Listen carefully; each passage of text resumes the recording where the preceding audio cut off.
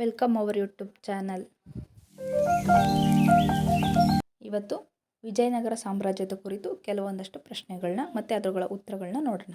First question, Vijayanagara ಸಾಮ್ರಾಜ್ಯದ ರಾಜಧಾನಿ ಯಾವುದು? ಆನ್ಸರ್ ಹಂಪಿ. ಸೆಕೆಂಡ್ ಕ್ವಶನ್, ಯವನ ರಾಜ್ಯ ಪ್ರತಿಷ್ಠಾಪನಾಚಾರ್ಯ ಎಂಬ ಬಿರುದನ್ನು ಹೊಂದಿದ್ದವರು ಯಾರು?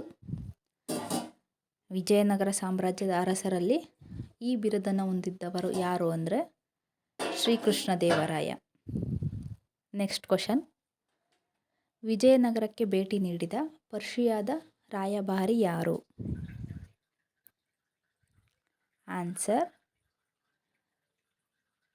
ವಿಜಯನಗರಕ್ಕೆ ಭೇಟಿ ನೀಡಿದ ಪರ್ಷಿಯಾದ ರಾಯಭಾರಿ ಅಬ್ದುಲ್ ರಜಾಕ್. ಫೋರ್ತ್ ಕ್ವಶನ್, ಮಧುರ ವಿಜಯಂ ಎಂಬ ಕೃತಿಯನ್ನು ರಚಿಸಿದವರು ಯಾರು? Answer, Gangambike. Next question, Vijayanagara ಸಾಮ್ರಾಜ್ಯದ ಅವನತಿಗೆ ಕಾರಣವಾದ ಕದನ ಯಾವುದು?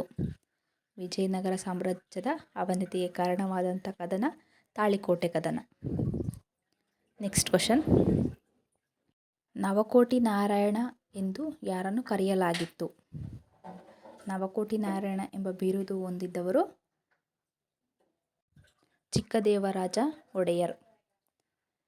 ನೆಕ್ಸ್ಟ್ ಕ್ವಶನ್, ಶಿವಪ್ಪ ನಾಯಕನ ಶಿಸ್ತು ಎಂದರೇನು? ಶಿವಪ್ಪ ನಾಯಕನ ಶಿಸ್ತು ಎಂದರೆ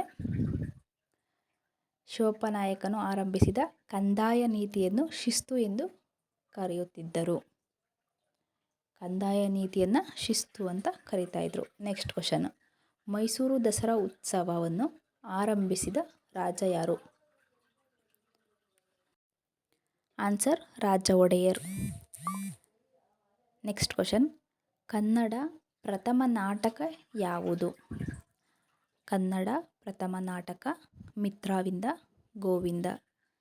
ಇದನ್ನು ಬರೆದಿರ್ತಕ್ಕಂಥವ್ರು ಸಿಂಗರಾರ್ಯ.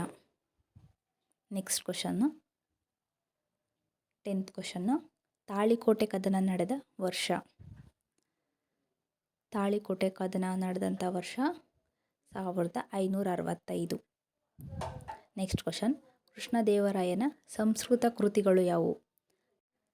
ಸಂಸ್ಕೃತ ಕೃತಿಗಳು ಜಾಂಬವತಿ ಕಲ್ಯಾಣ, ಉಷಾ ಪರಿಯಂ. ನೆಕ್ಸ್ಟ್ ಕ್ವಶನ್, ಕೃಷ್ಣದೇವರಾಯನು ಯಾವ ವಂಶಕ್ಕೆ ಸೇರಿದವನು? ಆನ್ಸರ್, ತುಳುವ ವಂಶಕ್ಕೆ ಸೇರಿದವರು. ವಿಜಯನಗರ ಸಾಮ್ರಾಜ್ಯದಲ್ಲಿ ಸಂಗಮ, ಬಾಳುವ, ತುಳುವ, ಅರವೀಡು ಎಂಬ 4 ಪ್ರಮುಖ ವಂಶಗಳು ಬರ್ತವೆ. ನೆಕ್ಸ್ಟ್ ಕ್ವಶನ್, ಅದಿಬದೆಯ ಧರ್ಮ ಎಂಬ ಕೃತಿಯನ್ನು ಬರೆದವರು ಯಾರು? ಈ ಕೃತಿಯನ್ನು ಬರೆದಿರ್ತಕ್ಕಂಥವ್ರು ಸಂಚಿ ಹೊನ್ನಮ್ಮ. ಇವಿಷ್ಟು ವಿಜಯನಗರ ಸಾಮ್ರಾಜ್ಯದ ಕುರಿತು ಕೆಲವೊಂದು ಸುಲಭ ಪ್ರಶ್ನೆಗಳು ಹಾಗೆ ಉತ್ತರಗಳು. Thank you for watching.